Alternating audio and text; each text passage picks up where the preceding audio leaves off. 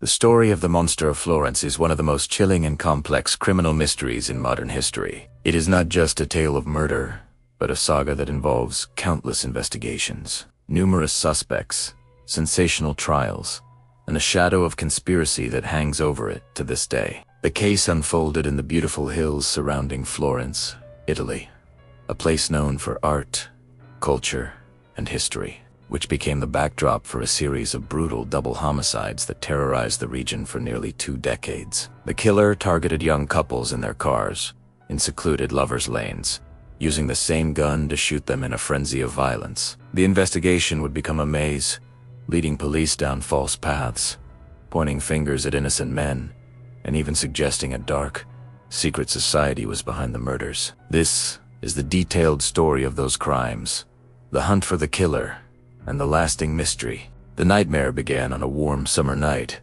August 21st, 1968, in a place called Signa, a town west of Florence. Barbara Loxi, a 32-year-old woman, and her lover, Antonio Lobianco, a 29-year-old sailor from Sicily, had parked their car on a dirt road near a farmhouse, a spot known for romantic rendezvous. Sometime after midnight, a killer approached their car. He fired multiple shots, killing both Barbara and Antonio. The scene was brutal.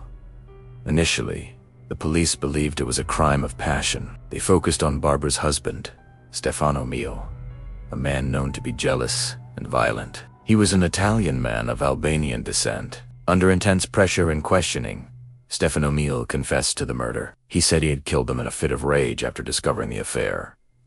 He was convicted and sent to prison. For years, this case was considered closed, a tragic but isolated domestic incident. But it was not closed. It was only the beginning. 6 years later, on September 14, 1974, the terror returned. In the town of Borgo San Lorenzo, in the Muscello area north of Florence, 2 German tourists, 19-year-old Pasquale Gentalcor and 18-year-old Stefania Pettini, were spending time together in their tent in a camping area. They were on a hiking holiday. Aquila found them. He was incredibly violent. He shot Pasquale multiple times. He then turned his fury on Stefania, stabbing her with a knife over 100 times in a horrific and frenzied attack. The savagery was unlike the 1968 shooting. The police did not immediately connect the 2 crimes, as the methods seemed different and years had passed. The gun used in the 1968 murder was different from the one used here. The connection would only become clear later. The true pattern of a serial killer emerged 2 years later. On June 6, 1981, in the scenic area of Scandici, south of Florence, 2 teenagers were parked in a lane popular with couples. Giovanni Forti and his girlfriend, Carmela Di Nutio, 21, were saying goodnight after a date. The killer approached. He shot Giovanni multiple times inside the car. He then forced Carmela out of the vehicle, dragged her into a nearby field, and shot her as well. Crucially, he then performed a bizarre and gruesome act. He used a knife to mutilate Carmela's body, specifically removing a part of her pelvic area. This act would become the killer's horrific signature. It was after this murder that ballistic tests revealed a shocking connection. The bullets that killed Giovanni Foggi and Carmela Di Nutio came from the same gun that had killed Barbara Loci and Antonio Lobianco back in 1968. Suddenly, the 1968 murder was reopened. Stefano Mio, who had confessed, was clearly innocent of that crime. He had been imprisoned for a murder he did not commit. The police realized they were not looking for a jealous husband, but a cold-blooded serial killer who had been active for years. They named him Il Mostro di Firenze, the Monster of Florence. Just over 3 weeks later, on July 23, 1981, the monster struck again. In the town of Antela, southeast of Florence, another couple was targeted. Stefano Baldi, 26, and Susanna Cambi, 24, were in their car on a secluded road. The killer shot them both to death. He then repeated his mutilation, removing a part of Susanna's body in the same way he had with Carmela Di Nutio. The police now knew they were dealing with a specific and repeat pattern. Couples in cars, late at night in isolated areas, killed with the same .22 caliber Beretta pistol, with the female victim often mutilated after death. Panic spread throughout Tuscany, Parents forbade their children from going to lovers' lanes. The beautiful Florentine hills, once a symbol of romance, were now places of fear. The killings continued with relentless pace. On September 9th, 1983, in the area of Galluso, south of Florence, the victims were 21-year-old German tourists, Urush Sens, and his girlfriend, 24-year-old Horst Meyer. They were camping in a van when the monster found them. He shot them both, multiple times. He then entered the van and mutilated Horst Meyer's body. The fact that he killed a male victim this time showed he was adaptable, but his core pattern remained. The double murder on September 8th, 1984, showed the monster's increasing boldness. In the town of Vicchio, the home of the famous artist Giotto, two lovers were parked near a public fountain. They were Claudio Stefanacci, 21, and Pierontine, 18. The killer shot them both. He then dragged Paya's body from the car and performed his now signature mutilation. What made this crime different was a potential witness. A man named Pietro Paciani, a farmer with a violent criminal history, was seen near the crime scene that night.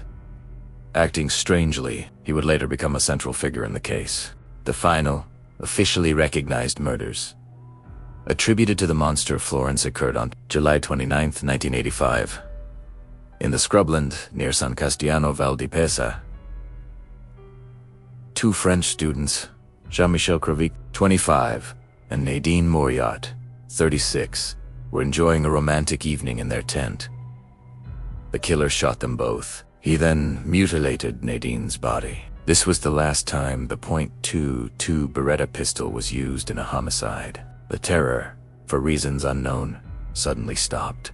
The investigation was massive and chaotic. Hundreds of men were questioned, and many were considered suspects. The first major break, or what seemed like one, came with the focus on Pietro Paciani. He was a rough, uneducated farmer known for his violent temper. He had a long criminal record, including a conviction for the murder of a man he caught having an affair with his fiancée years earlier, and for the rape of his own daughters. He was known to frequent the areas where the murders happened. Most importantly, a witness had placed him near the Vicchio murder scene in 1984.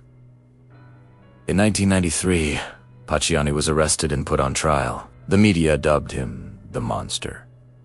The prosecution painted him as a primitive, sexually deviant man driven by a hatred of loving couples. They presented circumstantial evidence, including witnesses who said he bragged about the killings. In 1994, Pietro Paciani was found guilty of all the murders and sentenced to life in prison. For a moment, it seemed the case was solved, but the story was far from over. Paciani always maintained his innocence. His lawyers appealed the conviction. In 1996, an appeals court overturned the verdict, citing a lack of concrete evidence. Paciani was released from prison, though he remained a suspect. The police then developed a new theory. Paciani did not act alone. They believed he was part of a group. The investigation shifted to two of Paciani's close friends, Mario Vanni and Giancarlo Lodi. These men were small-time criminals and odd characters. Under questioning, Lodi began to talk. He confessed to being a lookout for some of the murders and implicated Paciani and Vanni as the main killers. He described a bizarre ritual where the three men would go out at night. Paciani would commit the murder and the mutilation, and they would then take the body part as a trophy. According to Lodi, this trophy was then passed to a secret group of powerful, wealthy people who used it in dark, satanic rituals. This theory suggested the serial killings were commissioned by a shadowy cabal. Based on Lodi's testimony and other evidence, Mario Vanni was convicted as an accomplice and sent to prison. Pietro Paciani was ordered to stand a new trial, but he died of a heart attack in 1998. Before it could begin, with Paciani dead and Lodi and Vanni.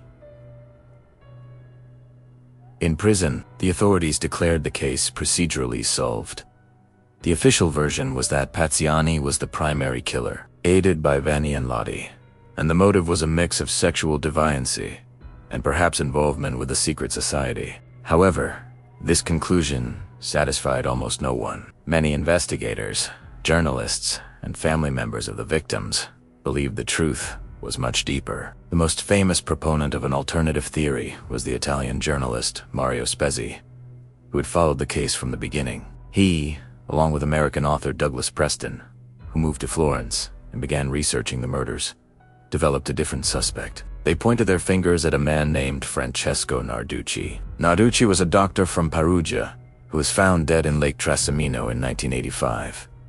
His death was originally ruled a suicide, but Spezzi and Preston believed he was murdered because he knew something about the monster killings. They theorized that Narducci was part of a secret society, and his death was a cult. Their investigation was so intense that it attracted the anger of the lead prosecutor, Giuliano Mignini. In a shocking turn of events, Spezzi was arrested in 2006 on charges of obstructing the investigation and even being an accomplice to the murders. Douglas Preston was also interrogated and threatened with arrest. These charges were later dropped, but it showed how volatile and controversial the case remained. The investigation into the satanic sect theory led police to dig up the grounds of a villa in the Florence countryside, searching for the missing body parts of the victims, but nothing was ever found. The secret society theory, while compelling, lacked any physical proof. Over the years, other suspects emerged, including a lone Sardinian shepherd, but no evidence ever stuck.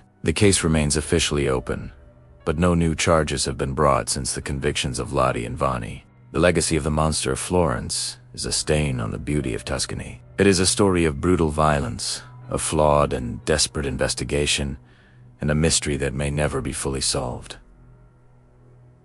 Were Pietro Pazziani and his friends the real killers? Or were they simple, vulnerable men scapegoated by a police force under immense pressure? Was there a secret group of powerful people orchestrating the murders for their own dark purposes? The truth is buried under layers of time, speculation, and tragedy. The 16 victims and their families never received full justice, and the shadow of the monster still lingers in the quiet, dark lanes of the Florentine hills.